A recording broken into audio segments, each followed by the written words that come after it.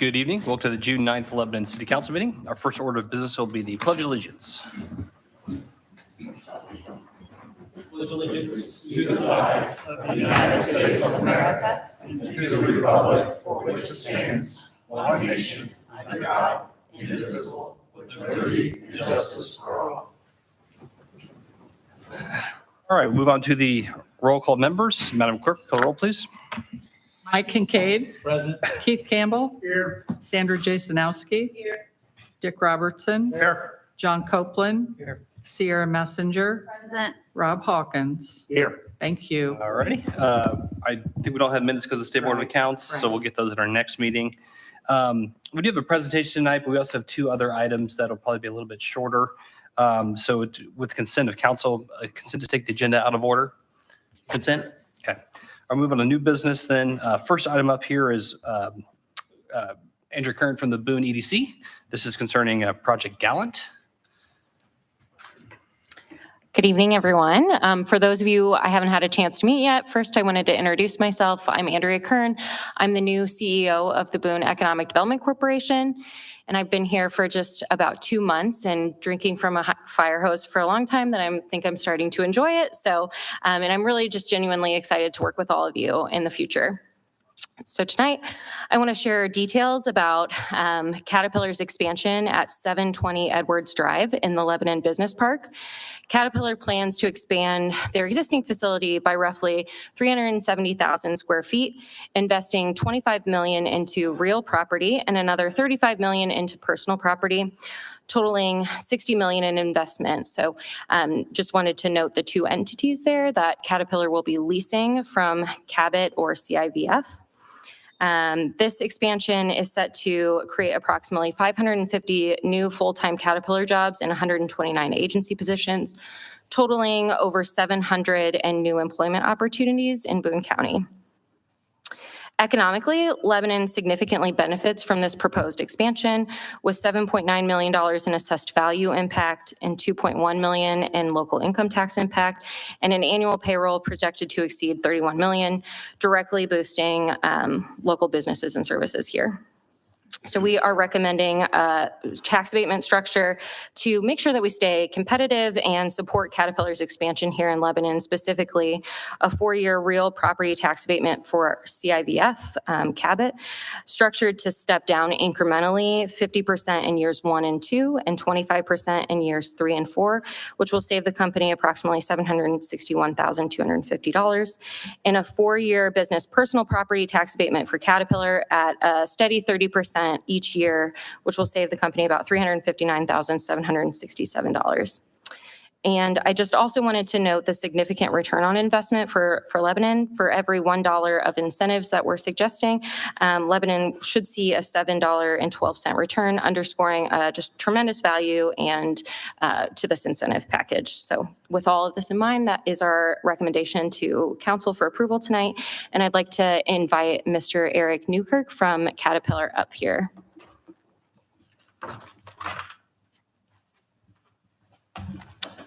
Thank you, Ms. Kern, for the introduction. Thank you for the welcome. Eric Newkirk. I serve as Caterpillar's Director of Real Estate and Economic Development based in Peoria, Illinois. Happy to make the drive over tonight and visit with you all. Also with me is Nathan Hagerman, represents Cabot Properties. So Cabot is our landlord. It's currently a lease facility. We have intentions of expanding the facility and it'll remain as a lease facility going forward. As Andrea mentioned, our project is to expand. It's really kind of to change it from a warehousing situation to really a pre-assembly and kitting operation that would support, if you're familiar with our large engine center over in Lafayette. So it's really primarily to support the growth that we're seeing over there at that facility. Andrew's already mentioned the 550 full-time positions. We know this is a high growth county. You guys have done a great job in attracting some wonderful businesses here, but we're hoping over the next 2 to 3 years we can hit that employment number. Obviously, most likely bring some new members to the community as well for you all. If it's the project's approved internally at a later date for us, we would start construction. Our landlord would start construction on our behalf as early as this year. just to be clear, the facility is operated by Cat Logistics, which is a wholly owned facility, a wholly owned subsidiary of Caterpillar. They specialize in supply chain logistics services. They provide logistics services to our facilities around the globe. So the facility would technically, from an internal perspective, be run by Cat Logistics. Our presence there, while it's a large facility today, our employment number is a little bit lower given the size of the facility. And obviously with these sorts of numbers, we'd see a big growth opportunity. And one of those things that I think you'll see is an increased involvement in the community. And obviously we're big on giving back to the communities where we work and live.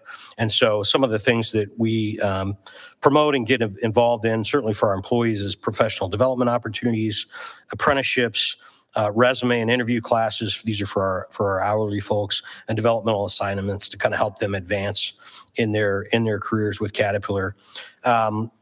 We encourage volunteerism and support on local charities. Some of the things we've done in Indiana, Big Brothers Big Sisters, United Way is a big push for us all across North America, Canada, U.S.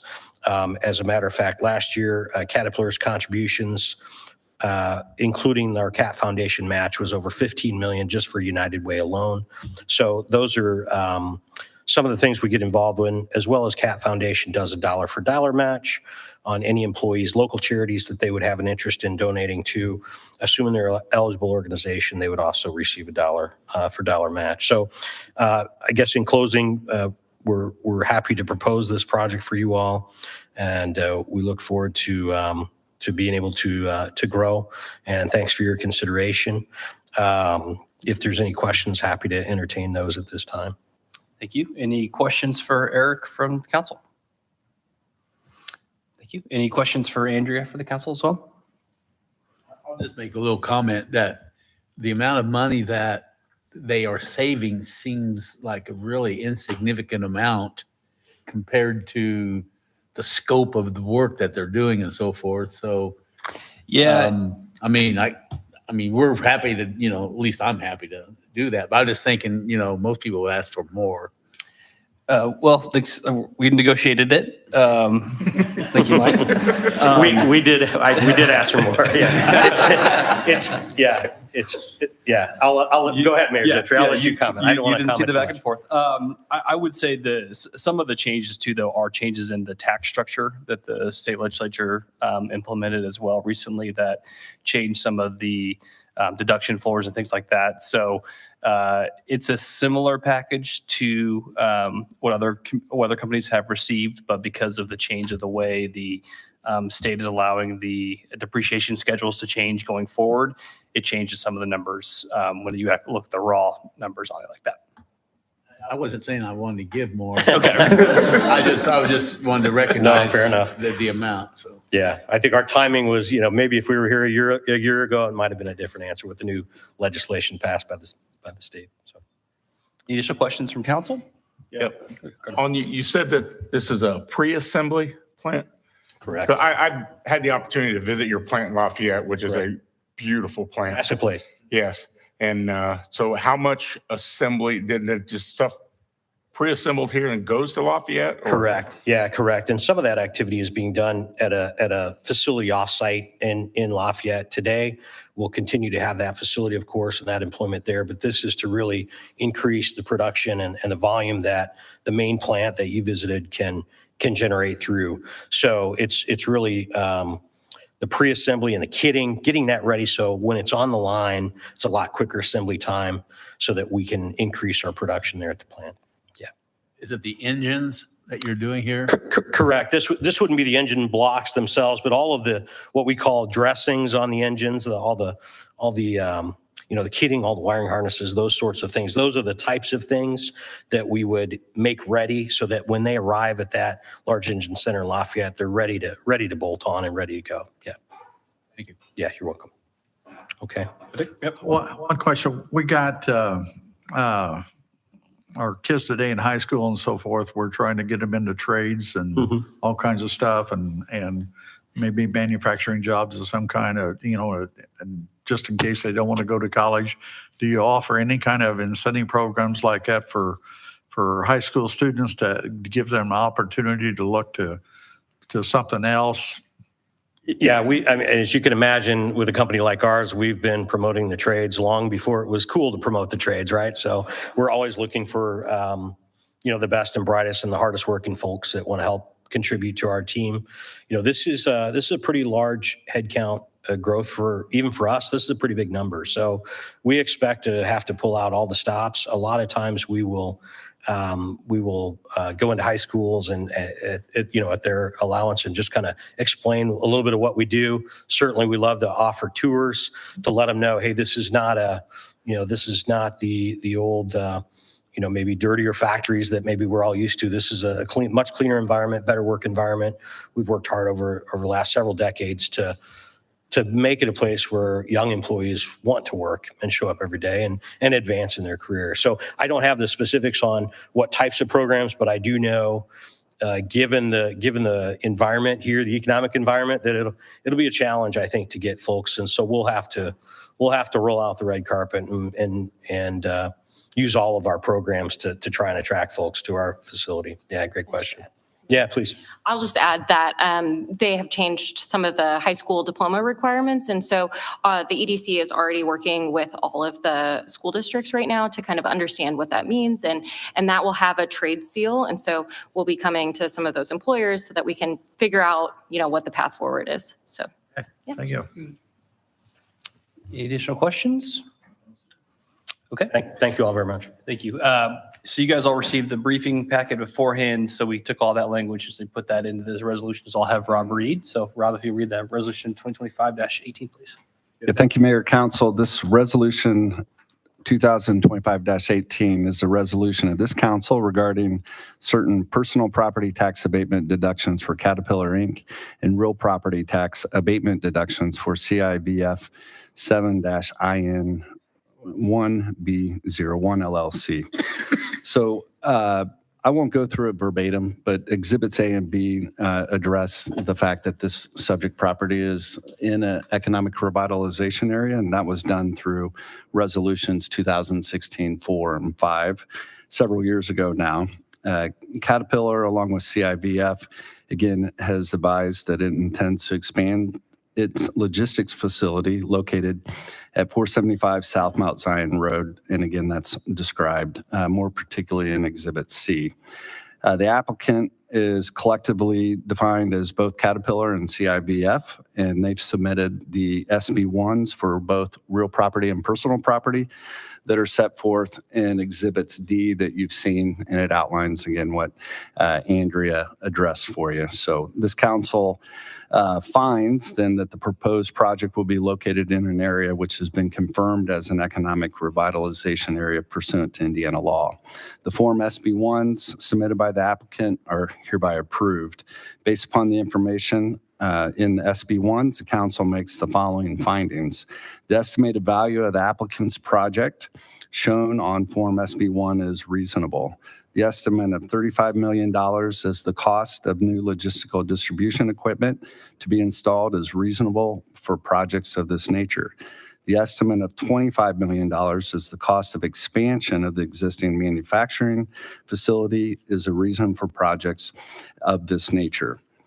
The estimate of $31,139,350 for the aggregate annual salary of those who will be employed can reasonably be expected to result from this proposed project. The estimate of 550 new individuals who will be employed can reasonably be expected to result from this proposed project, and the benefits described in the SB1s can reasonably be expected to result from the proposed project. The totality of the benefits is sufficient to justify the granting of personal property tax abatement to the applicant through the deduction provided by Indiana law. And so all these requirements for tax deductions are hereby granted and have been met.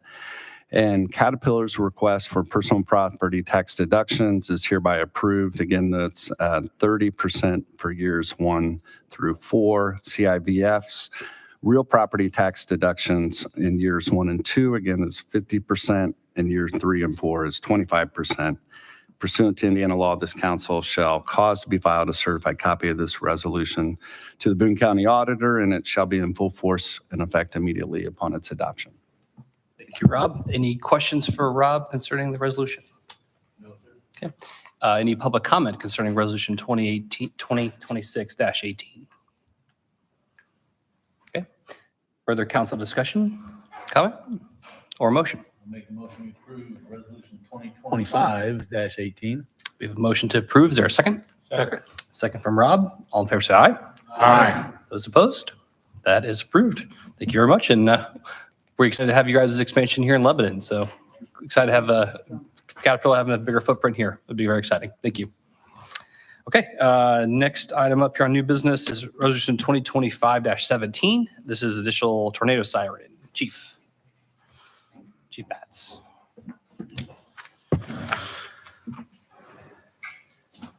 The additional request represents the funds necessary to purchase a new tornado siren located at Elm and Coombs. We use our tornado budget line to do repair and maintenance throughout the year. But then there comes times where we need to replace the whole siren. And that's what we're requesting tonight. Questions for Chief Bats on this? No, sir. Total amount on it was $30,352, and that's a hard price, right? We got that. Yes. That's the actual quote already. As we talked about before, sometimes we put this in the budget, sometimes we don't. This last year, based on budget, we weren't sure if they go out or not, so that's why we have to do the additional this time. So, questions or concerns? No, sir. Tanya, mind reading the resolution, please? Sure. Resolution 2025-17, whereas at times it becomes necessary to appropriate additional funds within the approved budget as contemplated, all additional appropriations, as this one, require a public hearing of which the council has served proper notice. Resolution 2025-17 is to appropriate funds for the tornado siren replacement out of Fund 1101, the general fire lines. Thank you, Tanya. This time then, I'll open the public hearing on Resolution 2025-17. If you have public comment, please come forward. State your name for the record and keep comments to 3 minutes if possible. Seeing no sudden movement, I will close the public hearing on Resolution 2025-17. Any further discussion, comments from council? No, sir.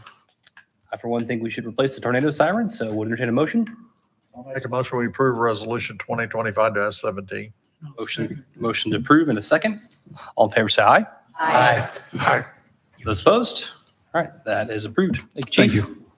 Okay, we're turning to regular business now. We have a presentation tonight from the Heart of Lebanon concerning the proposed designated outdoor refreshment area, or also called DORA. So if you guys want to come forward and give your presentation.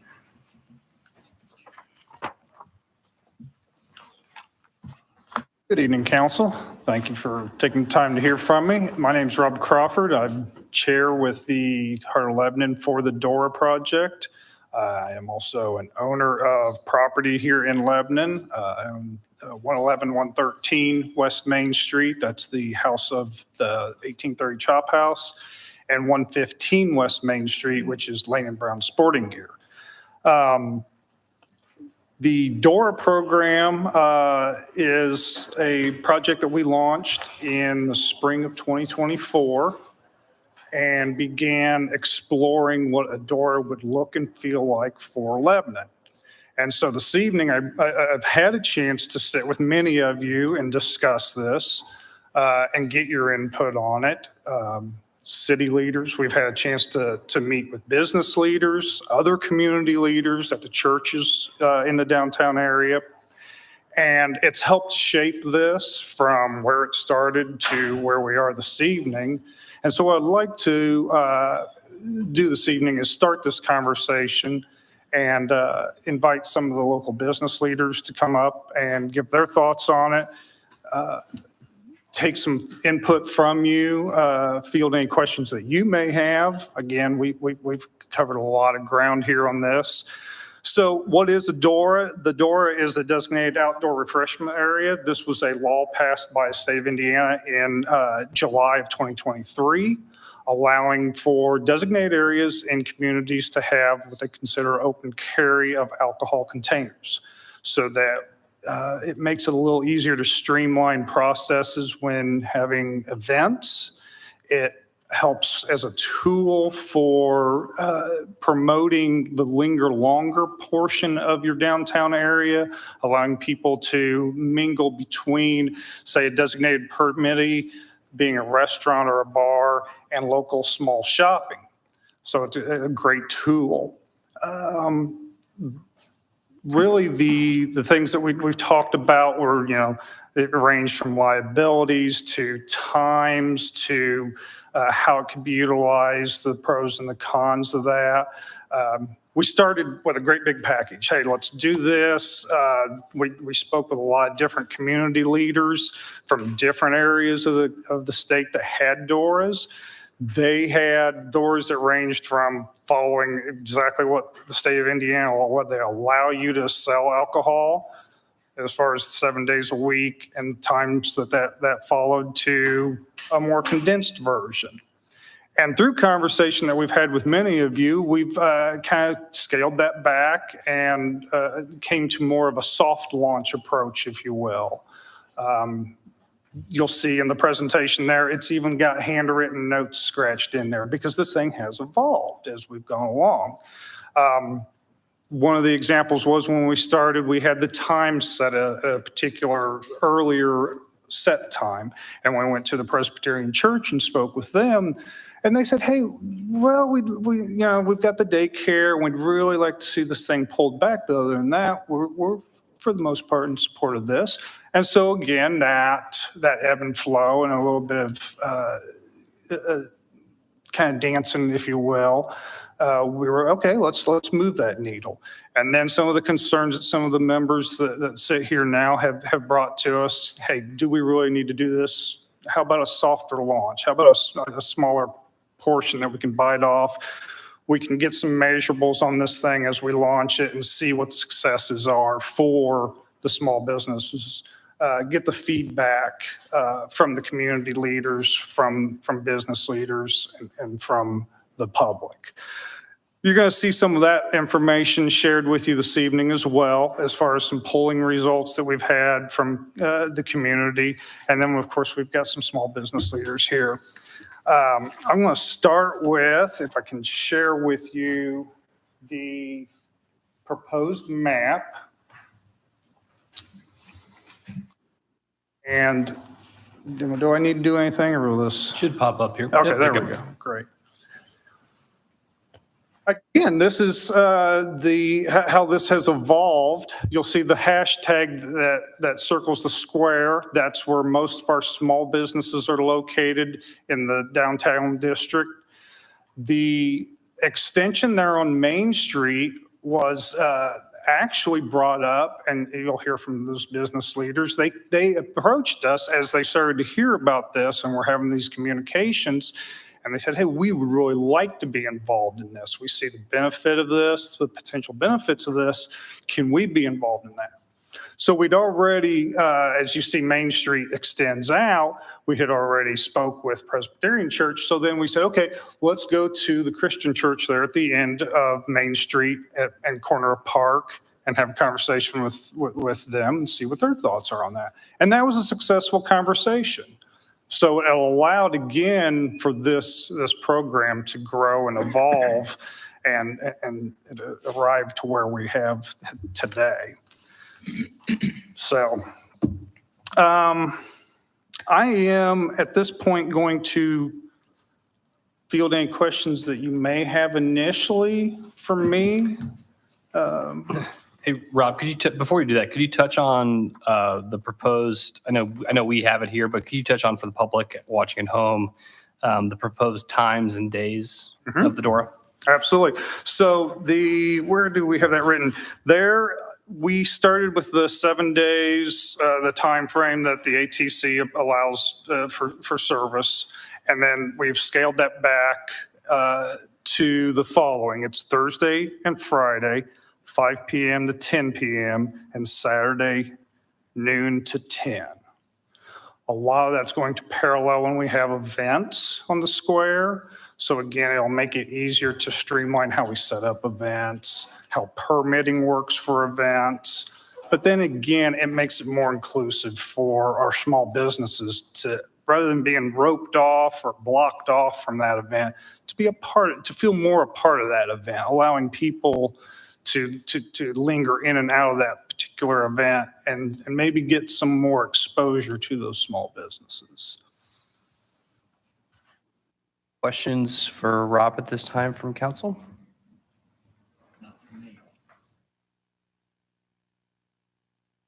In our meeting that we talked, and that was, I think at that point, you hadn't talked to every business yet.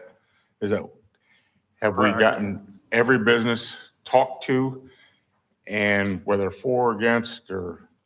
We've gotten a lot of exposure to that. I have not personally talked to every business. We have had a lot of communications. I would probably divert that question to Missy Krulig and let her address that. She really did a lot of the heavy lifting in the surveys and getting that information gathered. So we can, yeah, absolutely. Yeah, we'll definitely Sure, address no that for you. Mhm. Any other questions for Rob? Oh, go ahead, Dick. Question, Rob. Saturday night, 12 o'clock, is that's, did you say 12 o'clock or 10 o'clock? 12, so 12 noon 10? to 10, yes. Okay. I wrote down 12, sorry. Okay.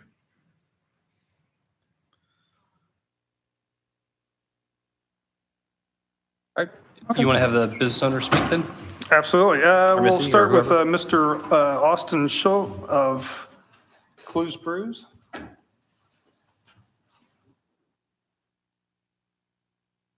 Good evening, council. Thank you for allowing the opportunity for me to speak tonight. DORA District offers a practical and beneficial way to support local businesses, attract visitors, and create a vibrant downtown experience. It allows adults to enjoy alcoholic beverages in clearly defined public areas under regulated conditions during certain hours, something many Indiana communities have adopted with great success. Here in Lebanon, this is already happening in an unofficial capacity at nearly every unregulated downtown event, from concerts on the square to festivals, to car shows, cruise-ins. It's common to see attendees bringing coolers of beers, Stanley cups, Yetis, and other containers filled with alcohol. It's a practice that's widespread, but currently unregulated and unsupported by our local businesses. By officially designating a DORA, we can bring this existing behavior into a controlled, lawful framework. Licensed establishments could benefit from increased sales, safety protocols can be enforced, and the city could establish clear boundaries, times, and expectations for responsible outdoor alcohol consumption. This is not about introducing something new. It's about acknowledging what's already happening and giving the city the ability to manage it responsibly while supporting our downtown economy. Lebanon has made great progress in revitalizing its downtown, and a DORA is a logical next step by keeping that momentum going with structure, community input, and local businesses' involvement. Thank you for your time and consideration. We'd be happy to be a part of future discussions or planning committees as this idea is explored. Austin, any questions for Austin, council? I got a question. Yep. And you and Rob can answer this a little bit. My question is item 4 on the front page, and it kind of pertains to high sales potential. Expanding the area where beverages can be consumed may lead to increased sales of both food and drinks.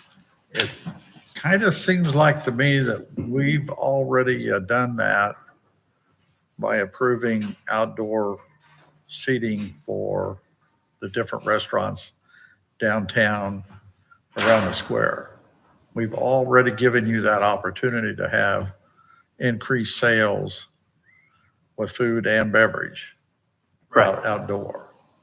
So I'm trying to differ between that and why we need any more space really than that all over the downtown.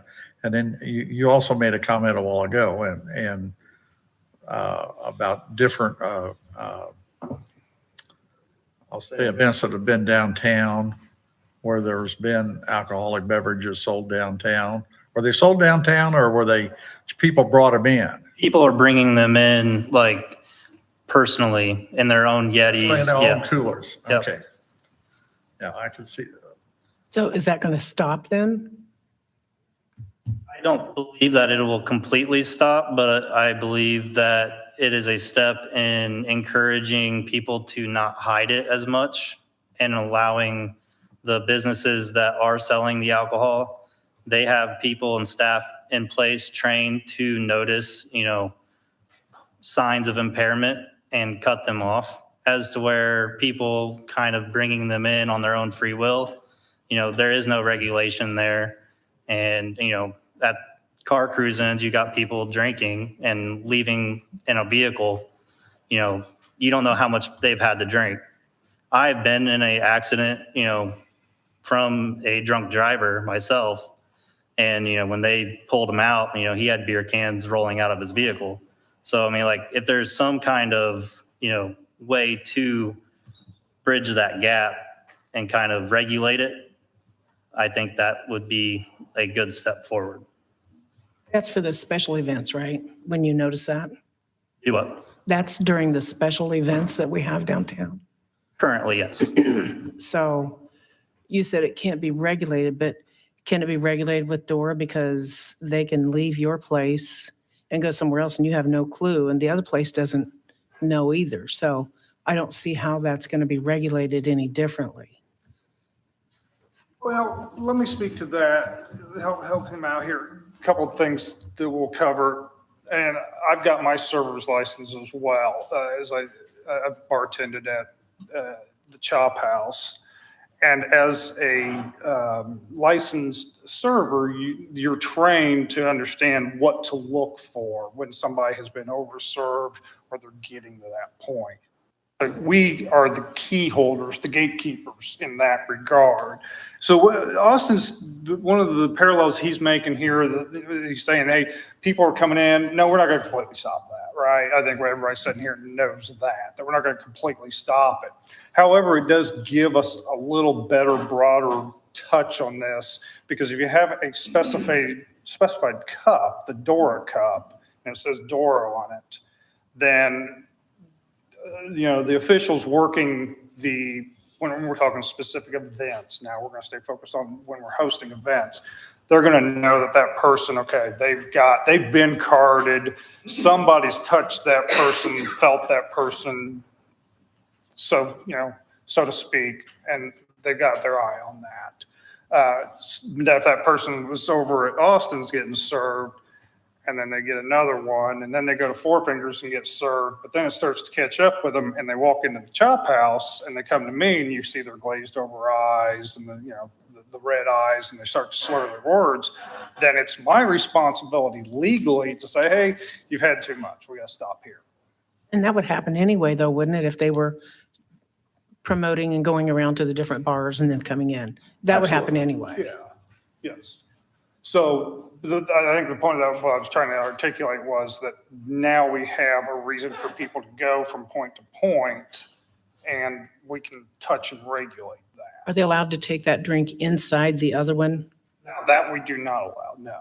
So they would have to finish their drink before they go into another participating serving establishment. But retailers could allow it if they wanted to allow people in their shop where they're not serving alcohol there, such as a local retail exception, whatever, right? They could allow people to bring their drinks in if they chose to. And, go ahead. I was going to address Dick's question about the outdoor seating. What we're trying to do is expand on that a little bit. Yes, you're absolutely right. I can go to Clues, Four Fingers, Chop House, Greeks, and sit outside and enjoy my meal.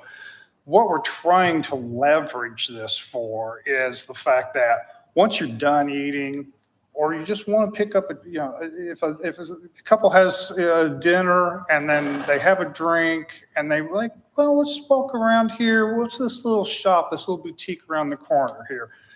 Then they can get up and they can walk down the street there and check out the little boutique and maybe promote some shopping there. Another parallel, again, you go to Boone County Cake Company and go, hey, I'm here to pick up my cake. And John says, okay, we're going to be just a few more minutes to get that thing finished up for you. Oh, okay, well, let's order a drink. And so the couple, they order a drink and maybe they want to walk down to Just Us Boutique and she wants to go check out some things there. So now they can take that stroll and they can linger about and do some shopping and moving about the district. Again, that's the portion of the tool that we're trying to focus on and leverage this for. So while, yes, you say, hey, we've given you outdoor dining, yes, you have. And we appreciate that. Believe me, we really do, because it really does help our businesses. What we're trying to do is take it to that next step in how do we promote that economic growth, that piece of that tool. I will say I have a little experience with the ATC.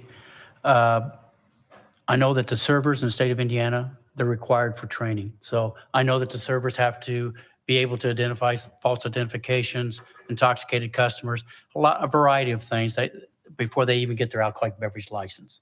They have to do that.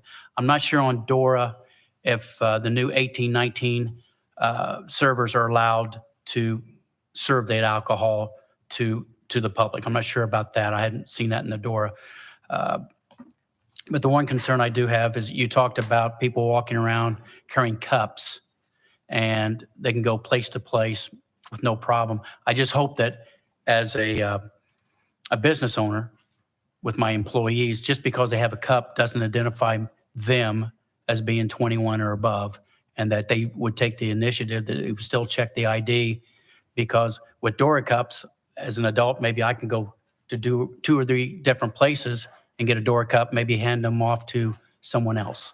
So I would hope that's part of the rules or guidelines with DORA, that a server would have the responsibility to say, I still need to see an ID just because you have a cup. Now, that great point to bring up in front of everybody who may have that question, because nothing changes in terms of laws with DORA when we talk about what our servers' responsibilities are and how that is regulated. So excellent point. It is still, what is it, 40? If you look like you're over 40, you must card. So those types of things don't change. Right. So yeah, I brought that up for us to articulate on. But you made the comment earlier that if they had that cup, then you knew they'd already been carded. I think that's why that was brought up. Well, I mean, if they're carrying a cup, that's for our officials, for law enforcement, as they're mingling about, particularly during an event or driving along, if there was a reason for probable cause.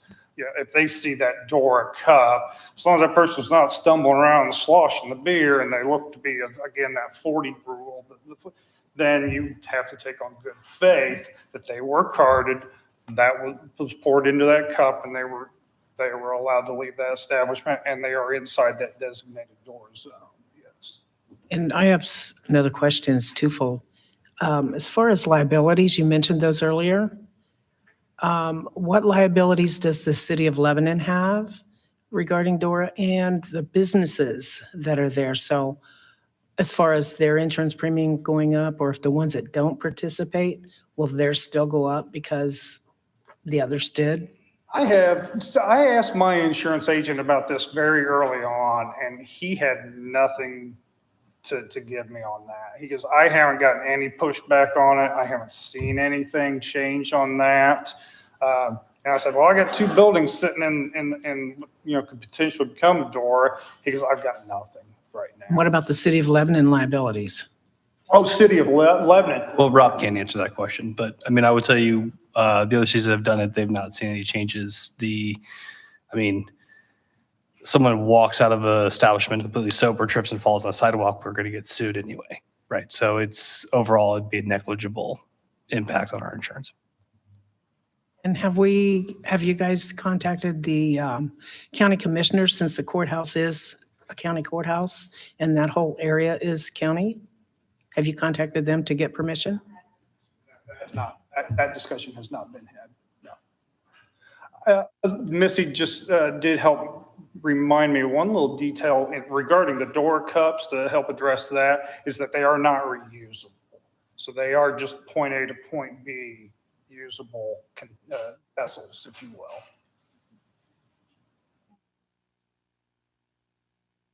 And yes, again, as we have, this thing has ebbed and flowed, and one of the things that we worked on was many DORAs are a 2-drink maximum. You can have 2 drinks to carry out. And through the concerns that many of you have shared as we've had a chance to meet and communicate about this, we limited it to 1. So 1 drink carry out. Again, that was. Good. Hey, Rob, I thought of that after we had our conversation, why 2? Right. And, my first thought is, 1's plenty for everybody. But yet, if I walk out and I come back in and I got my wife with me or whatever, and well, let's take 1 drink and walk around the square. All right, now I want 2 drinks, so it kind of 2 makes a little bit more sense. If I'm a couple thing, I can buy 2, give you, 1 to my spouse. They just would have to be in there with One's you. okay. I like 1, but I think still, the there could be one, that possibility. the one really drilled down into, there was concerns about underage drinking. Yeah.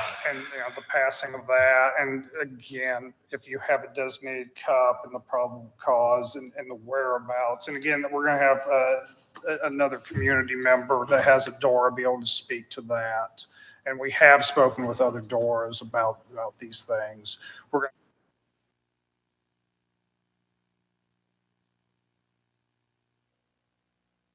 We go into establishment,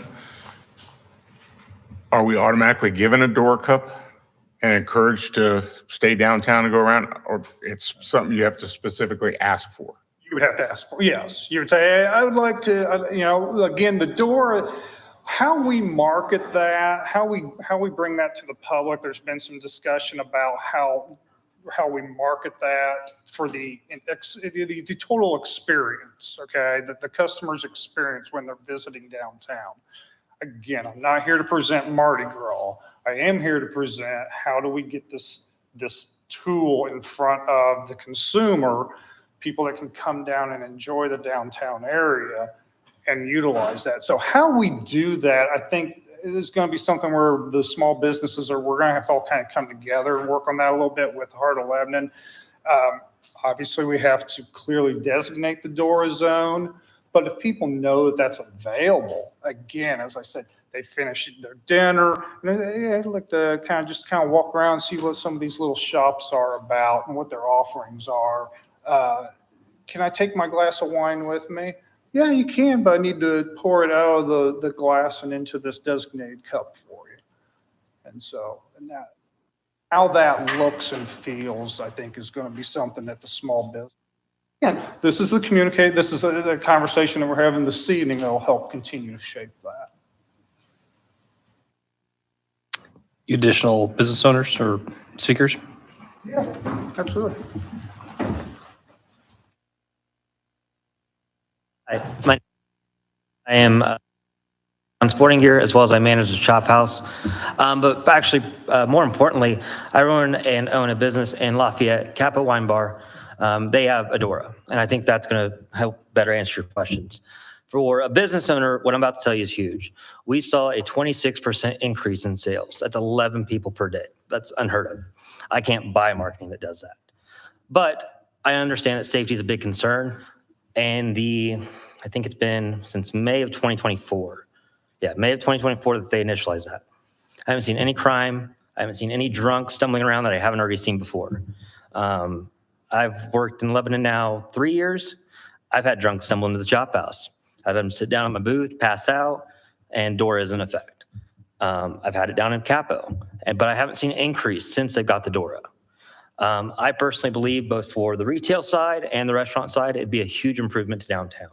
I do understand safety concerns, but at the end of the day, if a guy wants to drive drunk and hop in his car, he's going to do it. If a guy wants to sneak a beer into downtown, he's going to do it. So there's not a lot you can do to stop that. I think right now what we're proposing is a way to bring people downtown, congregate, and to answer your question of, oh, well, I'm going to go to Clues and get drunk. I can do that anyways. I can walk into Clues, have a beer. I can walk over to Chop House right afterwards, have a beer. You're not going to know. It is, like they said, up to the servers to do it. I at the Chop House have a 2-hour serving class that people have to go through to identify alcohol concerns. We take it very seriously at the Chop House. I've fired people for over-serving, for not carding. We take it very seriously, and I think every other business owner does too, because at the end of the day, that's our liquor license. That's our livelihood.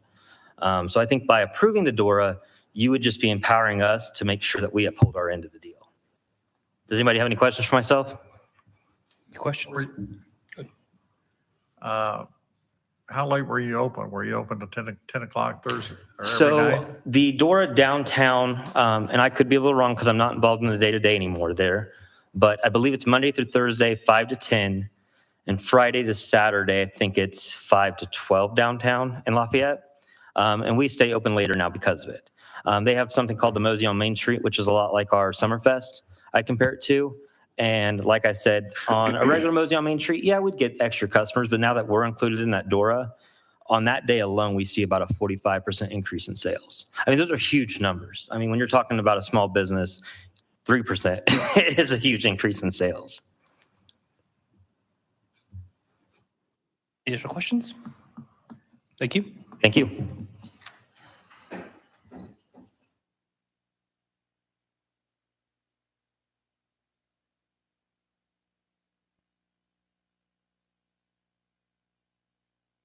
Good evening, Council. Thank you for the opportunity to speak tonight.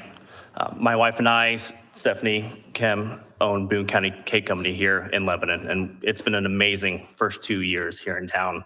And we've, really appreciated the support of customers both within Lebanon, Boone County, but also those well outside of the city. And we understand the gravity and the opportunity that presents, not only for our business, but the businesses that we now, here in town consider friends and family. And while the main attraction has always been cake, macarons, and the other amazing desserts that they put on, alcohol has always been, an important factor, even from just a financial perspective. And the amount of responsibility, the amount of, investment that we put into that, has been immense, and the returns, have been, really great for us as well. And, we're hoping that with your support of DORA, as well as, the opportunities that DORA presents for us, we'll continue to expand on that, allow us to, grow our footprint here and also help support and, hopefully extend a warm invitation to not only, continue to support our businesses, but also visit and support the other businesses here in town. Having DORA in Lebanon, I think will be immensely helpful in hopefully creating, a platform, a regulated platform to be able to better enjoy the events and contribute to the vibrant, energy that we have already growing in this town. Yeah, one question. You're over a block away, right? Yes, we are. Okay, so I'm trying to figure out, what are you going to do to attract me to walk a full 2 blocks to get to you, to come to visit your business?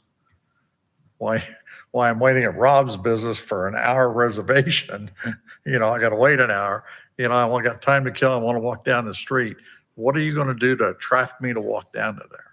Dick, Want a piece of cake? Dick, I want to tell you, Dick, I love their I want desserts. dessert afterwards. I don't want Listen. dessert before. You serve alcohol? Hang on. I take my kids there when I'm off, and we always go there. And then typically we go get like macarons and we eat them because they have sparkly ones and pretty ones, and my girls love them. And what we do is we do that, and then we walk down to Clues and we have lunch. Oh. And I know it's 2 blocks, but I don't mind the walk usually if it's nice in the summer. And like that's just firsthand me personally. I take I take my family to get dessert first, and then we walk over to Clues during the summer. So people do it. I do it. Just saying. I'm a newcomer. I don't know your business. Okay? Me too. You need to. Okay, if I'm a newcomer, I don't know your business. What are you going to do to attract me to get there? And the reason I'm saying this is because nobody here is touching what you need to do. You know, you need to put some outside lighting on somewhere out there. If there is a DORA, okay, that's going to say, this business is open down the street. Yeah. See what I mean? Yeah. There's got to be something down there to attract people that, hey, let's go down here to see what this is. Absolutely. If it's somebody that's out of town, never been there. If it's somebody local, knows what you got, you know, they may want to walk down there that evening. Yep, and I But completely I'm agree. just thinking of something. Yeah. Because I've seen your patio. I'm just thinking, I got to do something else to attract people to come down to my place in the evenings. Yep. I See what I'm waited in saying? line on Saturday morning for 20 minutes. That's how many people were ahead of me. When we left, there was no seating available. So that's how many people do know about it. Yeah, and I've It's- gone up there and No, things I'm are just sold looking in out the all the evenings. time. You gotta, people know. Yeah. I mean, Yeah, I'm thinking of the evenings when it gets dark. What's And you- going to attract me to walk down there between, Are you going to allow 9 people to and bring their 10. drink in? And Dick, first off, I would love to earn your business, but we'll talk cake, we'll talk drinks afterwards. But to directly address what you brought up, you know, I completely agree with you. And while our patio may look complete, as Rob may know, we are still in the process of completing that patio. And I can assure you, you know, bringing on the appropriate lighting, the attractive measures, and to kind of, you know, answer your question about what we're doing to bring people into the business. We have a lot of really, really intelligent, frankly, much smarter than I individuals who are amazing at targeted marketing and have the measures both digitally as well as physically to make sure that our footprint is felt. I'll check it out. Yeah, You- absolutely. Do you serve liquor? We do. We Okay. do. And and those, you know, who have been able to, you know, patronize our business, know that we very much take a quality over quantity approach when it comes to our cocktails. You know, having come from a high-end spirits background and then integrated that into our cocktail program, you know, those who have been able to, you know, entrust our business to serve them can attest to the amount of, you know, work and craftsmanship and, you know, intent put into our program. You won't be able to allow them to bring their drink in If- inside? No, we would not, correct. Any further questions for John? No, I don't. No, Okay. John. All right, thank you.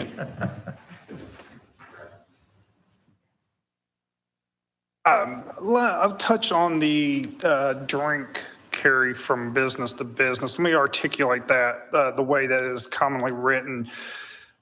There are what we're going to consider the designated permittees, which you've heard from John, myself, 1830, Four Fingers, potentially Arnie's would be a part of that, Clues.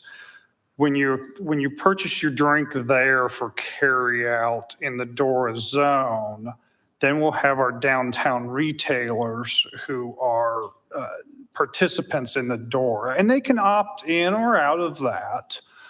And again, we're kind of focused on retail and personal services such as spas and hair care, so on and so forth. They can carry that into that business, but they cannot carry it into another designated permittee. So that's the articulation there. To help John a little bit on that, there's been a quick conversation within the Heart of Lebanon about how we promote and this was not necessarily focused on DORA, but it was a component of DORA and how to show the zone and then also show all the businesses we've been talking about, grants available for getting a kiosk to put downtown that show where all the businesses are, that clearly will display special events and would show the map and then show that DORA zone when you're in one, when you're out of one. And that would be a marketing component of not only DORA, but the downtown district as a whole. So maybe that would help kind of touch on that a little bit.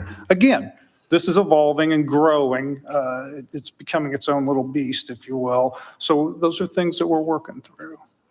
I would like to invite some of the downtown retailers to speak briefly about the DORA next. Oh, okay, I'm sorry. I didn't mean to leave you hanging That's there. all right. Okay, well, we still got some designated permittees. Step on in, my man. No problem.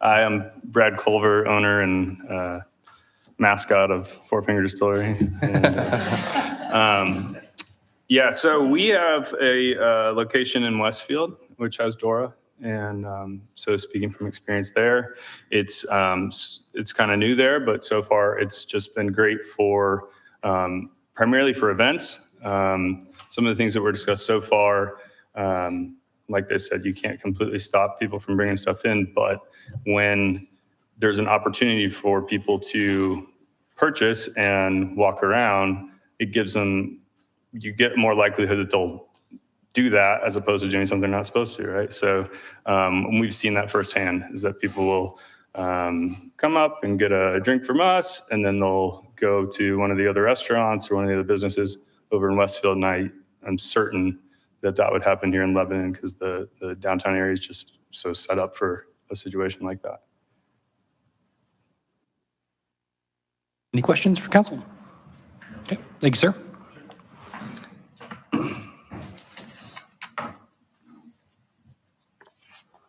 I'm Sarah Howell. I'm the event coordinator for the Heart of Lebanon, and I was asked to read a letter from Megan, who is one of the business owners on the square. She said, "Good evening. As a single mom, I'm stretched thin with owning a business and getting my child where he needs to be. I hope this letter portrays my thoughts as a downtown business owner for you even in my absence. My name is Megan Ferris, and I own Ferris Wheel Music right here in downtown Lebanon. I am pretty new to the retail world. Over the past year, I've tried to study the dynamics of downtown shopping, marketing, and community engagement. And while there are many wonderful large and small events downtown, like the Tuesday Farmers Market, Saturday Winter Markets, Friday cruise-ins, cookie and ornament strolls, etc., one issue consistently stands out. The foot traffic simply isn't where my store is located. I absolutely love being downtown. I love walking around before I open in the morning and stopping into other shops. And if I need a little mental break during the day, you can usually find me next door at Indiana Gifts, adding to my ever-growing wish list. Downtown is full of amazing, creative, hardworking business owners, and I'm proud to be one of them. While music is my foundation, my shop has grown into a space that supports numerous local vendors, artists, and makers, including one of our own local elementary school teachers, music teachers. From jewelry and artwork to thank you cards, crock charms, and a whole kids area, we aim to be a place that welcomes everyone in the community. Supporting my shop means supporting a whole network of people in our community. But I'd be lying if I said it hasn't been hard. The big downtown events are great. They bring a lot of energy, but once they're over, the foot traffic drops off a lot. Time and again, I've watched people at smaller street events stop at a visible barrier and turn back instead of crossing the street to explore more of what downtown offers. Despite my efforts to draw attention, like setting up tables outside my store or offering crafts, there's this barrier, whether it's a roadblock, a rope, or a mental block that stops people from venturing just a little farther to explore shops like mine. Someone online recently commented that there isn't much to shop downtown anymore. As someone who works here every day, I respectfully disagree, and honestly, that broke my heart a little because I see it differently. I know what's here. We've got so much to offer, but we need people to see us. That's why I believe something like DORA could help. In many cities, DORA has led to increased foot traffic, more interaction with small businesses, and stronger community engagement. If people could grab a drink and feel encouraged to wander, to linger, to explore both sides of the street, it could make a real difference. Other towns have seen DORA boost small businesses, and I think it's worth trying here. Even just removing that small mental barrier might be enough to get someone to take a few extra steps into a store they didn't know was here. DORA isn't a silver bullet, but it is a tool, one that could help break down barriers and invite people to explore beyond the footprint of a single event. If the simple act of allowing a visitor to carry a drink down the block helps them discover my shop or any of the other passionate business owners on this street, then I say let's try it. We want to see downtown flourish, but for that to happen, people need to see us. At the end of the day, we are here. We are your downtown businesses. We want to stay. We want to grow. Thanks so much for listening. Megan Ferris. Thank you, sir.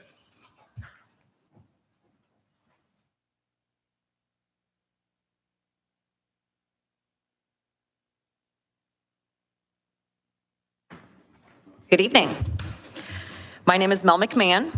I am a downtown Lebanon resident and the owner of Indiana Gifts, located at 101 East Main Street, and Indiana Owned, a consulting and development firm focused on supporting Indiana-owned businesses. I chose to move both of my businesses to Lebanon permanently in March of 2023, and I made the decision to move here myself that December. I now live right here in the heart of our downtown. That was an intentional choice. I was first approached by Boone EDC about relocating my businesses from Hamilton County, and I was drawn in by the charm of the square, the enthusiasm of the other business owners and community, the support of the Heart of Lebanon, and the overwhelming response to a holiday pop-up store I hosted in 2022. I saw Lebanon as a place to grow, not just as a business, but grow my future. For the past 11 years, I've worked with small businesses, nonprofits, and community leaders across Indiana to help people lead local living. That means making everyday decisions that strengthen our local economies and uplift the places we call home. That mission led me to create IndianaOwned.com and later Indiana Gifts, a shop here on the square that features products made by Indiana-owned companies. And here's something I've learned in all of those years of doing business for brick and mortars. Foot traffic is everything. You can have the best store, the best food, the best events, but if people are not showing up and sticking around, it's hard to survive.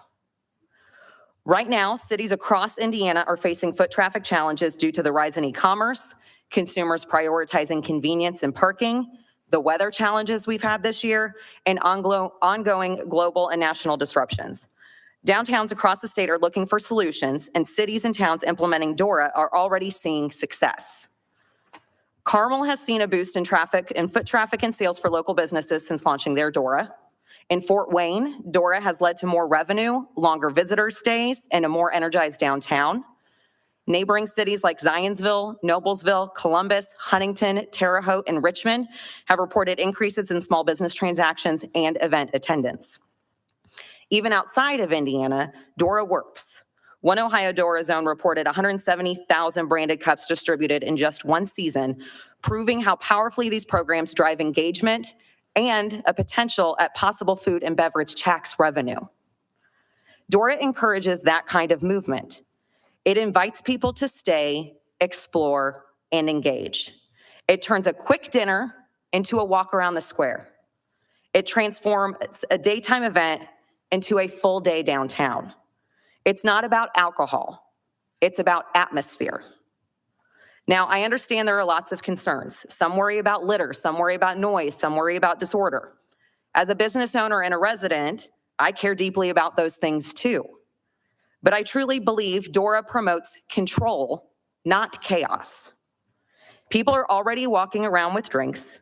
DORA simply gives us the tools to manage it responsibly with clear boundaries, designated containers, and enforceable rules.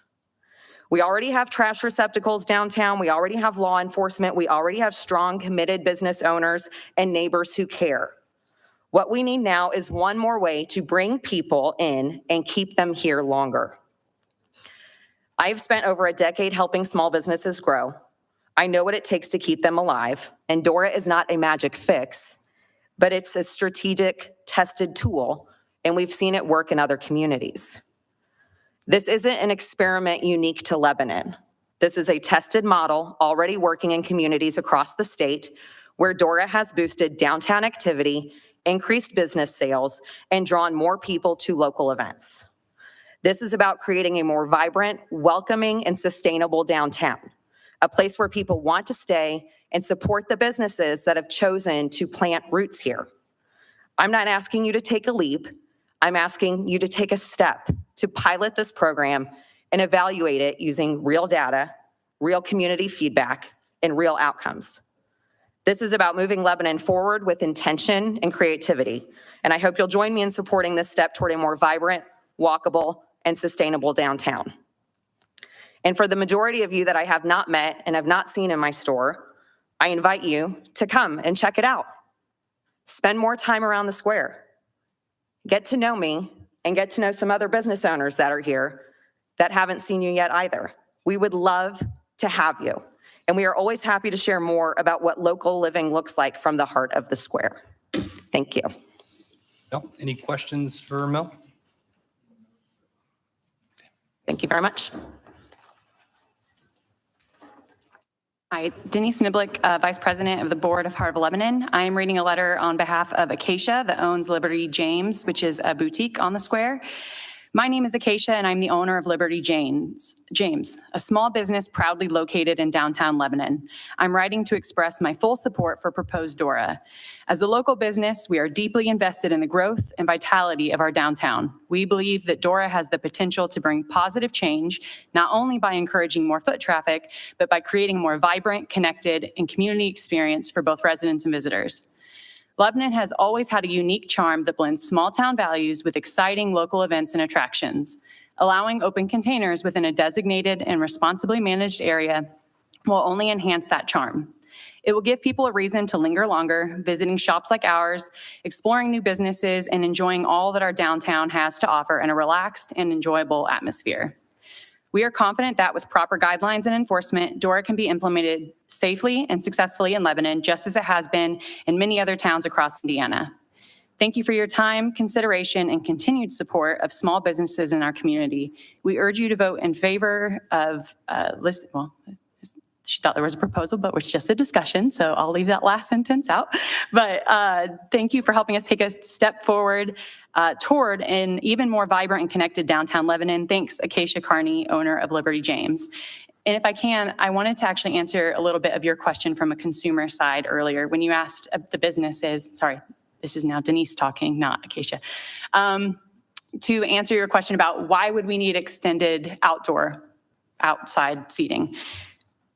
If I can understand how I would paint a picture of how my family would use this, I'm a big group texter. I text all of my groups of friends and tell them, hey, we're headed to the square.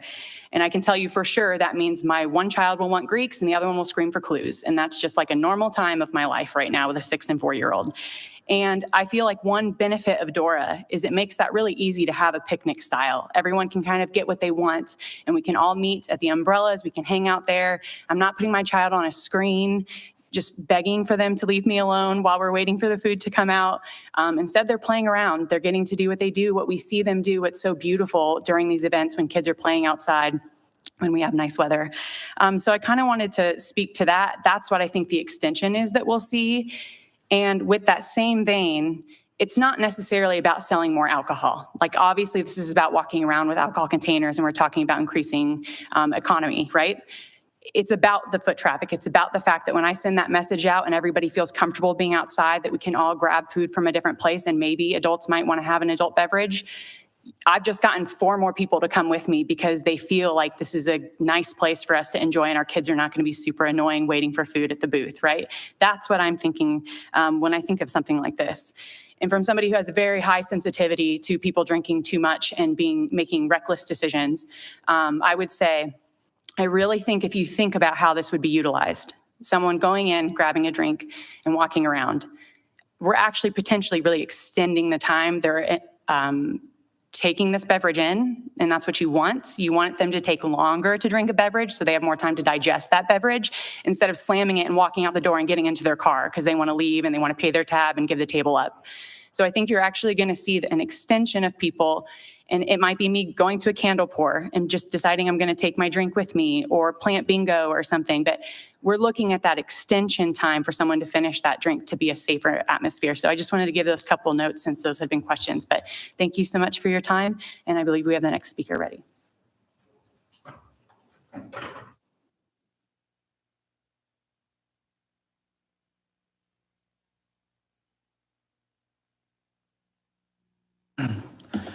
Good evening. My name is Rob Cochran, and I have the distinct honor of being the president of the Tipton Main Street Association in Tipton, Indiana. For those who don't know, it's a small town of about 5,200 people, just about 45 minutes north of here. So much smaller than Lebanon here, and not as nice facilities as well.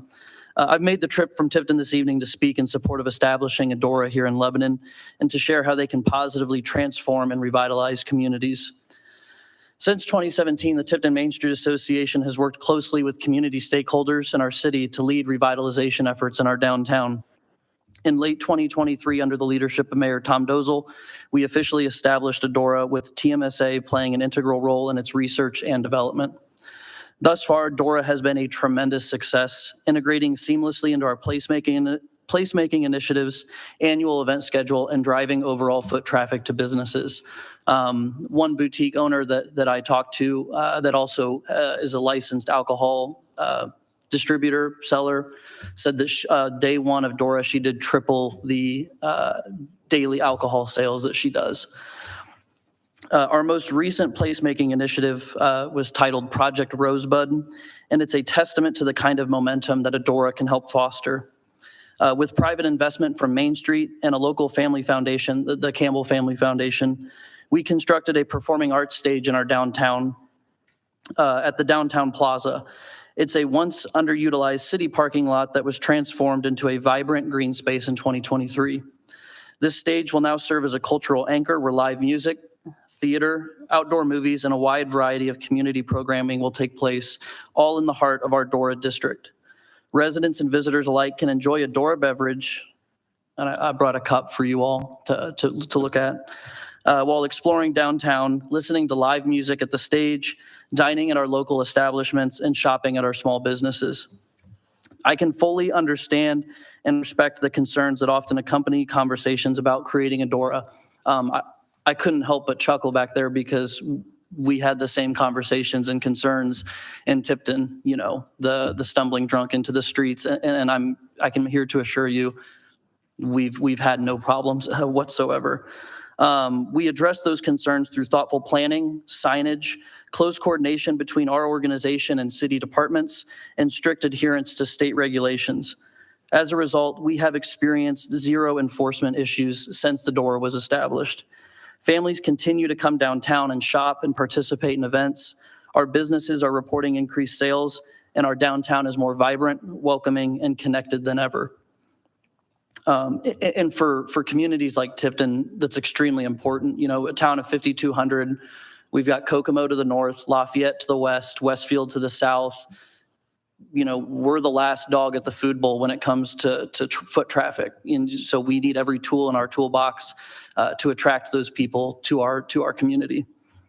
But if you are interested in seeing a DORA in action, coincidentally, we have an event this Friday, our kickoff to summer event, and I would invite any member of the council or the community at large to attend that event. We'll have live music on the stage, food trucks downtown, and a kids zone with inflatables and face painting. It would be a pleasure to show you firsthand how this program has energized our downtown and contributed to the sense of place that I am so proud of. Thank you for your time this evening and your thoughtful consideration of this matter, and I would be open to any questions about an existing DORA district in a rural community. Rob, any questions for Rob from the council? Thank you, guys.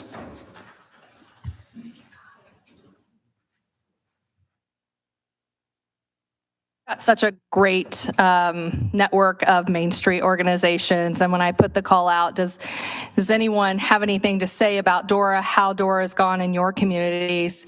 Rob jumped right in and said, I'd love to talk to your council about how DORA is working in our community. And then, and he said, I don't want to just write a letter, I want to come and speak to you. So thank you, Rob, for traveling here tonight to speak to our council. I also had the opportunity to speak to many Main Street communities throughout this 14-month process. It's been a long journey. I spoke to Noblesville today, and they to extend the opportunity to come and have lunch, explore the DORA, their DORA, look at how they implement it. And so just a great neckboard of people. Also spoke with Greensburg today, and both communities have seen no incidences since they enacted their DORA. They both have state roads running through them. So that's mainly why I wanted to talk to them today. And Greensburg notes that in a DORA, there's a lot more control. You cannot bring outside alcohol into a DORA district. So you have a little bit more control there. And they said what they've seen is normally they would see people bring alcohol into their downtown. They'd bring a 6-pack, pop open a can, and sit and drink it in the downtown. And now, because they have the DORA, they don't see that. I think when you put those rules and restrictions in place, it makes people feel less comfortable about something that they've already always done. Our DORA cups will be bright colored. We sat down and talked with Chief Morgan. He asked that we have something, if we were going to do DORA, that we have something that was identifiable from a distance. And so we came up with the idea of a bright colored cup so that you would be able to see that from a distance. And so those are just kind of some of the ways that we've been kind of working this. Other DORAs do it differently. I know in Zionsville, you can put a sticker on a can and walk out with their establishment. But to be able to be conservative and to have these controls, you know that if somebody's walking around with a cup in their hand and it's not bright colored, something may be amiss. So it just puts those controls back into it. So I just wanted to talk a little bit about the information that we've gathered and the information that I promised some of you. So we did conduct a community survey. To gather balanced and representative input, we conducted in-person surveys in downtown Lebanon, and we provided an online petition. So with our in-person surveys, we had 60 total respondents. 70% of those were 35 to 64 years old. 10% were 65 and up. We had 61.7% were regular downtown visitors, and 11.1% lived downtown. 7 of those respondents lived outside of Boone County. 17 live in Boone County, but not in Lebanon. Of those surveys, we had 73.3% were strongly supportive, 11.7% were neutral, and 0 of those 60 respondents were 0% were opposed or strongly opposed. 80% felt the primary benefit was to support local businesses. 6.7% felt that there were no significant benefits. The concerns, 40% of those respondents had no concerns. But of those with concerns, 36.7% cited access to public restrooms, which we heard a lot when we were talking with the different stakeholders. 31.7% cited adequate trash receptacles, and 1.7% cited promotion of public alcohol consumption. So I just kind of wanted to give you that broad range of what those respondents said. We also did an online petition, which we had 38 total respondents. 76.3% were 35 to 64 years old, and 0, we had no one sign it that were 65 and older.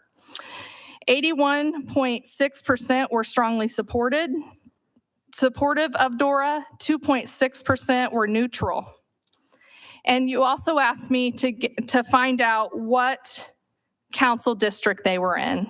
So this is the breakdown of all of the surveys that we took. Councilman Kincaid, we heard from 11 in your district. Councilman Campbell, we heard from 4. Councilwoman Sandra, we heard from 11. Councilman Robertson, 7. Councilman Copeland, 22. 24, like I said, were Boone County residents. Outside of Boone County residents, there were 9, and there were 8 Lebanon residents who were unsure whose council district they were in. So all of those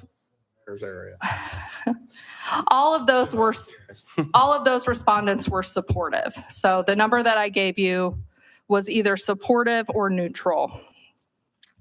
Participating retail establishments who signed and returned the petition in favor, and who also will allow DORA drinks in their retail establishments. So in favor, and then also will permit DORA drinks inside their establishment are the following: St. Adrian's Meat and Sausages, Lebanon Merle Norman, Cowan's Drugs, Indiana Owned and Indiana Gifts, Lane Brown Sporting Gear, Just Us Cedar Tree Kitchen, Crossroad Imprints, Ferris Wheel Music Studio and Store, Fire and Fern Apothecary, which Rebecca is here tonight, Liberty James, and then we had also Quilts Plus. They had a concern about lids, wanting lids. If the DORA drink came inside, she would want lids on those DORA drinks,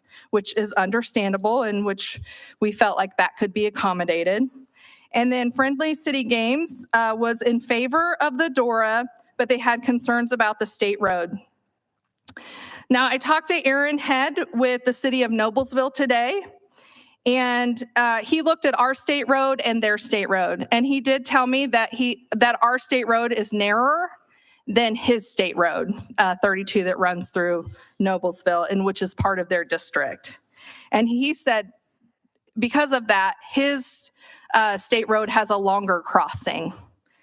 He did commend our bump outs, creating that smaller footprint across the road. But he said that there has been no issues with people crossing the state road. Again, he reiterated, it's not Mardi Gras. It's responsible adults with a beverage in their hand lingering around the downtown. We had two neutral businesses, Mounts Flowers and Daisy Designs. And then we had businesses in favor, but they can't allow DORA drinks inside, which would be Arnie's and Taco Alibi. So that's the breakdown of the businesses in our district. We held a lot of direct meetings to gather input, as Rob had said. Lebanon Presbyterian Church and Lebanon Christian Church, who are in the district, provided letters of support to us. Their concerns, again, were restrooms, which we've heard, but with that wayfinding signage that we're working on, that would direct people to the restrooms, which, as you know, the Heart of Lebanon pays for the portalettes in the trailhead in downtown so that there's restrooms available 24/7, 365 days out of the year. And then we, again, spoke to Lebanon Police Department. We spoke to downtown restaurant and retail businesses. We did speak to downtown residents. I had residents on Main, one on Meridian, and one on Washington that I spoke to, sent the information to, and they are in favor of DORA in their home district. We did sit down, Rob and I had a sit down with Lisa Hutchinson, who's the director of Indiana Coalition to Reduce Underage Drinking, who provided some great information to us. This is not to say she supports DORA, which I don't think she does, but it helped us to find information, gather information that was helpful on deciding on how to approach our DORA in our district. So again, we tried to gather as much information as we could throughout this 14 months. We also met with a majority of the city council members and heard your concerns, and we're really greatly appreciative of that you had the time to sit down with us. We just want to thank all of those that came together that were willing to sit down with us, from advocates to the churches to other cities, other Main Street. So we're really appreciative of that collaboration and that information that was shared. Again, designated permittees are fully responsible to adhering to all DORA regulations, including serving limits and ensuring patrons understand the rules. The DORA aligns directly with the overall vision for downtown Lebanon's revitalization and economic development goals. It serves as a tool to enhance existing initiatives and attract further investment. We emphasize collaboration, responsible planning, and the collective benefit for the entire community. We respectfully request that the City Council authorize the City Attorney to draft an ordinance for your consideration. Thank you so much for your time tonight. Thank you for allowing these business owners and leaders to come forward and speak to you about something that's important to them. So thank you so much. Missy, any questions for Missy from the council? Yes. Good, John. What's the time period for DORA during the course of a full year? Are you looking spring, summer, year round? 365 days, yeah. So it'd be. You expect something in the wintertime, people? Yes. Okay. Yeah, there are people who like cold weather out there. I don't identify with them, but there are people who like that sort of thing. And then when we had our discussion, we talked about Lisa Hutchinson, which we request you to speak with. You also said there was a representative from MAD from our area that you might reach out to. Was there such a person that you were able to talk to since she's here? Denise Niblick. I actually work for Mothers Against Drunk Driving. So I have actually spoken to a few of you about that.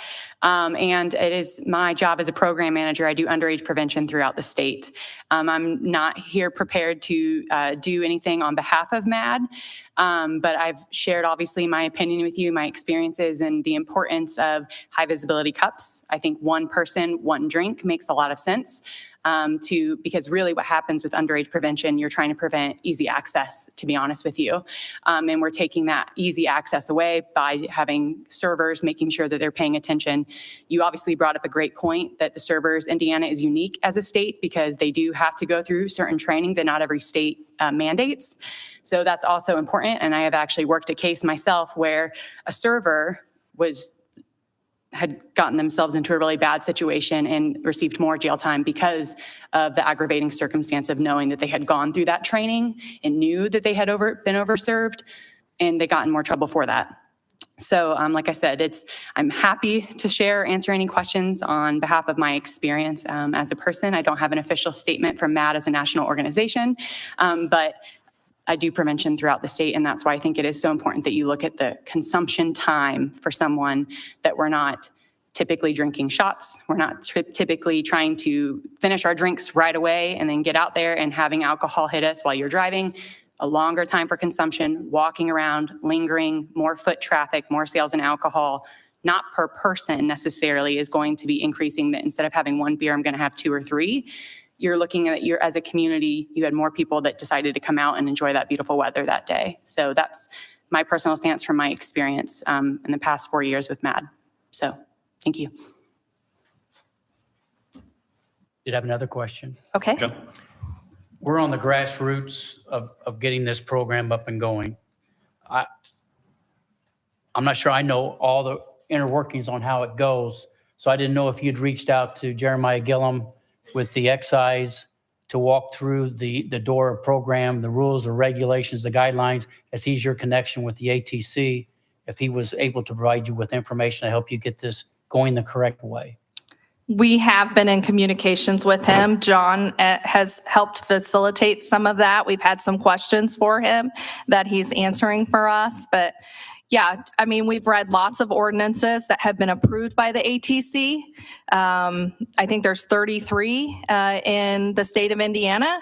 So we've been able to read through those and see how those are structured. We've asked lots of questions of the cities who have DORAs to see how they do things. So yes and no. Have we sat down with him yet? No.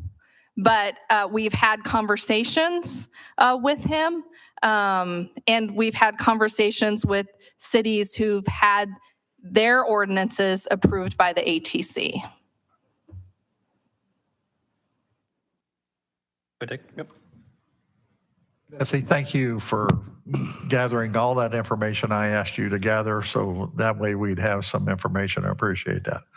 John hasn't asked his question yet that I've been waiting for him to ask. Uh-oh. And one point that you also hit on was about the DORA, about bringing alcohol in and taking alcohol out, so forth. And we asked that question with you and John when we were sitting there, was about Rocket Liquors. What are your feelings? How are you going to handle that situation? How's that situation going to be handled? Because Right. you can't go in there, buy anything and bring it back into the DORA. You can actually, let me read you that part of it. All carry-out alcoholic beverages must remain sealed and cannot be consumed within the DORA district. So you absolutely can go into Rocket Liquors and purchase what you would normally purchase and walk out, and go to your car or walk to your home, but you cannot crack that open in the DORA district and drink it. Okay. Who's the policeman that's watching all that in an event? If there's an event downtown, okay, who's the officer who's the volunteer? We're having an event downtown. You got all these people walking for all these different directions. And how are you trying to make sure that they're not bringing something in? We have a limited amount of police officers that work events. Okay, so how are we going to control? And I understand the young gentleman here who spoke earlier about other people bringing things in. Yeah, I understand that. We also have an ordinance against drinking publicly in city streets and so forth, and, it's not, unfortunately being enforced the way it should be, but those things aren't being told to people that you can't bring those in either. So how are you going to do that? At every point where the DORA ends, there's a sign that says no alcohol, no DORA drinks beyond this limit. And then the sign on the other side says no alcoholic beverages beyond or into this point. Like, you cannot bring alcohol. You can't bring it in. You can't You take can't it bring out. it out. You bring it in. You can't take it out. We don't have that currently. The rules of DORA. Right. We don't Okay. have that rule posted Right. I understand that. currently. We'll have that rule posted I understand that. in a DORA. I mean, Also, when you have a crowd of people and there's people walking around in bright yellow shirts, you notice who has on the bright yellow shirts because there's a lot of them. I think it's recognizable. Like, I have a yellow cup or whatever bright color it is. I think that draws attention to that I have a DORA cup, and it draws also attention to you don't, right? And so I think it's that that awareness that's being brought forth. Right now, nothing's being said, right? And so what's happening? It continues to happen. I see it all the time at events. I'm like, this painting party is not that fun. I see them with their cups. So I think you put the rule out there. You have it recognizable because of where the DORA district ends and where they come in. You're a DORA district. There's no alcohol in. So does that help? It's a step forward to helping. I understand that our police are stretched thin, and they are at our events. I am on the downtown corridor every day. I have a window that looks out onto it. I see how many police officers are going through the downtown. I have a front row seat, and it's often because they're going to and from places in the community to the police station. And if they have those bright colored cups, they're going to see them. They're going to see who has them and who doesn't. So is it foolproof? No, nothing's ever foolproof. I have a child who can find the loophole in everything. But well, my next question is going to be, are you seeing alcohol being brought to every event that you have downtown? I mean, I cannot confirm that it's alcohol. I mean, I see our car cruisins, I see coolers. I see people with Yetis. I don't know. Maybe they're enjoying a glass of tea. I don't, I don't have the right to ask them what's in their Yetis. But we can only assume. Sorry, I'm assuming a lot of you would like to get home, but I did want to touch on that because that is a question. How you're asking this question is something that I deal with a lot. And the question I would kind of pose back a little bit is alcohol the problem or are people the problem? Because what you guys are kind of getting at here when we're talking about being fearful is when people are drinking too much and making bad decisions. Right. And so is the alcohol the issue, or is it how society is using alcohol that is the issue? And how you solve that is by having these conversations and talking about it out loud to everybody. And it's about saying, no, you can't pop open a White Claw here because that's not allowed. And even if you guys decide to not do the DORA, having this conversation, I think will help in general with people not wanting to bring it downtown because they'll understand that's a rule. So just pushing that out there that it is most important and the best way to prevent people making poor decisions is by being absolutely not okay with watching your friend drink an entire pitcher of margaritas and then try to drive home. It's us helping because a police officer alone can't do that by themselves. Right. So, I mean, I know that I felt like you weren't quite satisfied with the answer, but the most important thing is to continue talking about it all the time and holding all of us accountable as your friends when you're out socially as well. That's our job as a community, to keep each other safe. I want to try to figure out how we could control it a little bit better. You know, if we're going to have, if you have events and we have a DORA, okay, it's like the only people that can be, the only people that I'm thinking outside the box. And maybe you guys have already talked about this, but I'm thinking the only people that can serve any outside drinks other than that are the people that are approved in the DORA to sell drinks at a booth somewhere, somehow. So You mean like during a really big event, you mean? There was a car show or whatever, Blues Cruise and Chop House and Four Fingers, whatever, could have a little stand up and be able to serve a beverage or something during that period in a DORA cup. You know, to be in that, I would think, to try to figure out some way you curve that, you put some way to stop people from bringing that cooler in, you know, and sitting there, you know, and having that extra beverage that doesn't get caught. I'm just thinking outside the box because I see the DORA as a possible good thing with events because you're controlling the amount of alcohol. And that is a lot, that's a concern for a few of us up here, okay? Because we've been in the alcohol scenario business in different ways, okay? We've seen it. I know what it can do. I know the problems with it, okay? And I've fought against it, you know, and worked at it most of my life, you know? And so I understand the issue and the biggest, you know, one of those biggest concern is everybody drinking too much and getting in trouble.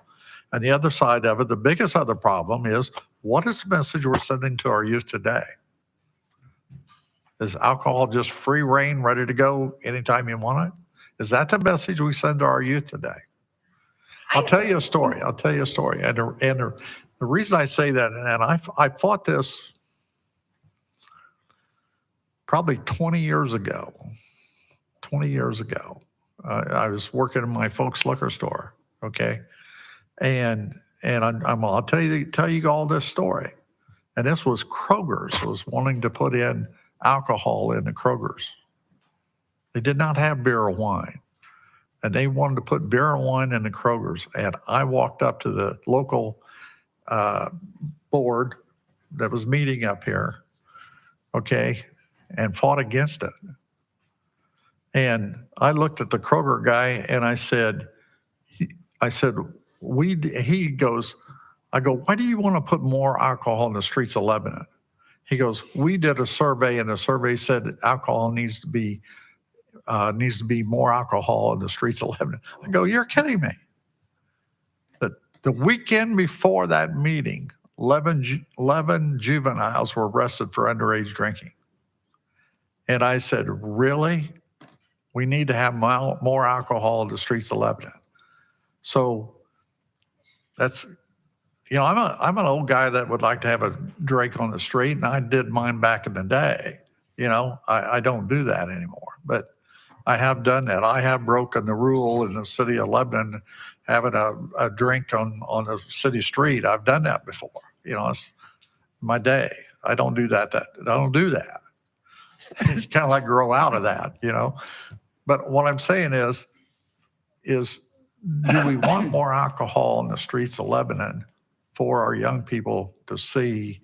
And frankly, I think DORA will eliminate some of the things I've seen, because I've seen some guys in downtown at some of these events that have had more beer than they needed to have. And it's those people that run the event for everybody and could shut down all the events in downtown. And frankly, that's not what I want, because I want events downtown. I want you doing things downtown, because that's where it is. Everybody's downtown. I would love to have a little park area somewhere so we can go grab your meal and go sit in the park and have a dinner or something and enjoy the dinner downtown, but we don't have that space. If we were back in the 70s, there's only a few of us around here who can remember the 70s when there was businesses downtown, and if you had a door and all the businesses were around the square, that would be something. There are a lot of businesses downtown. And we had businesses in every store downtown, right.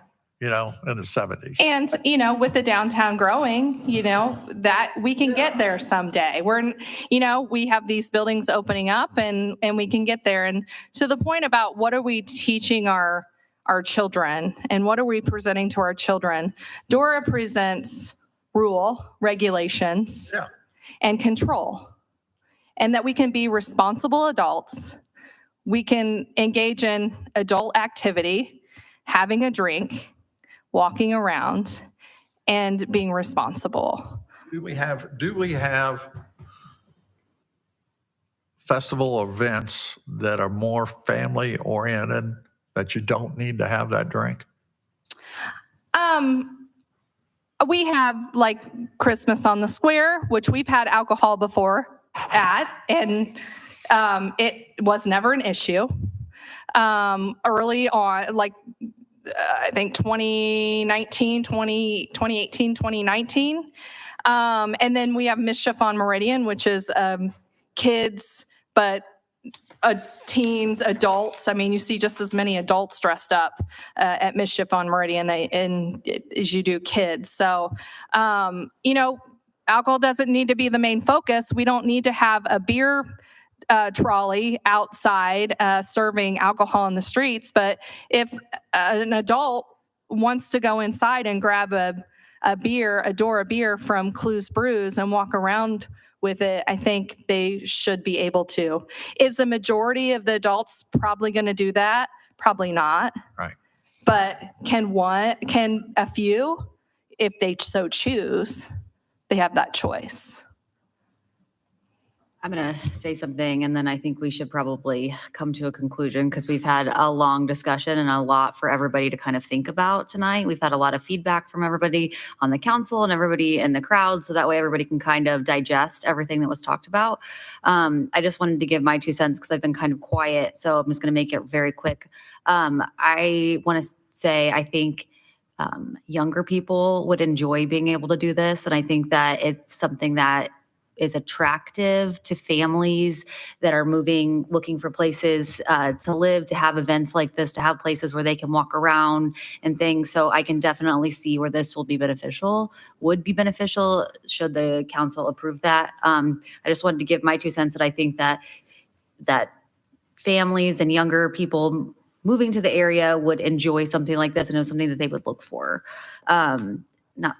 solely, but anyways, So I think we've had a really good discussion, and if anybody has any final comments they want to say, feel free. But I think we've all have a lot to think about after tonight. I'm in favor of the DORA program. It's not going to change anybody's behavior for the better or the worse. It's up to parents to teach your kids what to do or what not to do. And that's what I think. I just want to clarify, there's no vote tonight. So this is just a presentation. This is just to hear it out and we can think about it, sleep on it, continue to have the conversations. If you have questions, find Missy, find one of the downtown retailers or business owners, speak with them. Go visit Tipton. We don't have any events this weekend, right? Are we good? Or Friday? We have a car cruise in. Okay, well, if you don't want to go to the car cruise, then you go to Tipton. But if you want to go to the car cruise and stay here in Lebanon, don't want to compete. But go out. Talk to people. Again, it's certainly it's a newer concept. There's been a lot of information posted on the Heart of Lebanon's Facebook page too, so you can check that out there as well. And we'll kind of have a further discussion at a different point. So, yeah. Dick. I think there's a lot of logistic things to be taken care of. Like, all right, if you come up with what are the rules, this is the rules we think we could use, that we would think that could work. How are we going to handle the trash? How's that going to work out? How are we going to get trash dumpsters or not dumpsters, but containers somewhere and who's going to maintain those type things? And restroom facilities are they're a major thing, I think if you figure those three things out, kind of say, hey, we've got this plan. Here's what we think can work. And then probably get back and say, can we do something? This is what we're doing. This is what we think. This is what I think a cup design would look like. This is what we think the color should be. I'm all for a bright thing that shows up and everybody can see it, so, but I think there's still time for. Yeah, we'll work through the details on it. Shut up. Yeah, there we go. You said it, not me. Sorry. All right. With that, is there any other new business come from the council?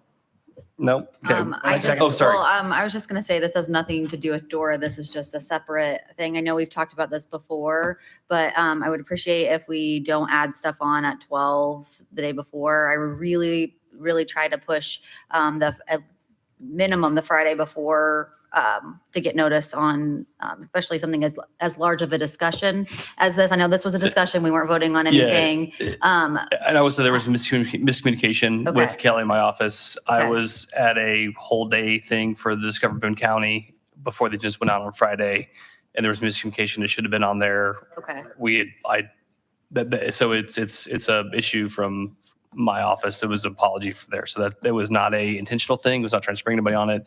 It was but by the time, they had their whole groundbreaking or ribbon cutting that day, we were literally in meetings that whole day with the board. So that was part of the issue with when I was setting the agenda with that. So I apologize for that.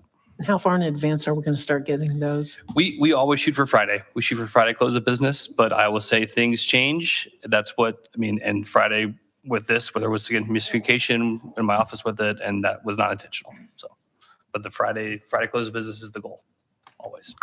Well, I agree it's a goal. I would like for us to accomplish that a little bit if we can, because it seems like this is something that's not just a one-time event. It happens throughout the year, and we get hit with something on late Friday, and we got the weekend to go over pages and pages of things if we're available to do it. So I would again ask that we really stick to that rule Friday.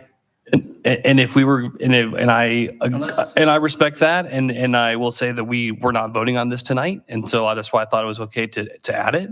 Again, there's nothing to read for this night. This was a circular presentation. You had received the resolution or the information for the incentive deal earlier for the economic development thing, right? But we were waiting, frankly, for documents from CAT to get it to us, so we couldn't send out the resolution to you. So we do our best, but there are a lot of moving things around, and frankly, a lot of it is not always in our control, right? But if the council's ever concerned about not voting on something or holding it, I'm always happy to do that. I will always respect that. But again, we thought tonight was okay because there was no action that needed to be taken, strictly presentation. Yeah, but when you add it on and it's an hour and a half discussion and we're just know about it the day of, that's a little bit different. And you said before it was you wanted it on Thursday. That's what you had asked for, but we didn't Well, vote on it. and I'll tell But we you, didn't vote after on it. Thursday's not feasible because things are constantly changing even until 4 o'clock on Friday. So the best I can do is 4 o'clock on Friday. And if it gets past there, I'll promise we won't vote on it, but there are so many things happening right now that things do come up at the last minute. So with that, move on to claims. Entertain a motion concerning the claims. Motion to pay the claims. Is there a second? I'll second. Second from Sandra. All in favor, say aye. Aye. Those opposed? Claims are approved. All right, entertain a motion to adjourn. Motion adjourned. Is there a second? Second. Second from Sierra. All in favor, say aye. Aye. Those opposed? Our next city council meeting will be June 23rd at 7:15 PM. We are adjourned.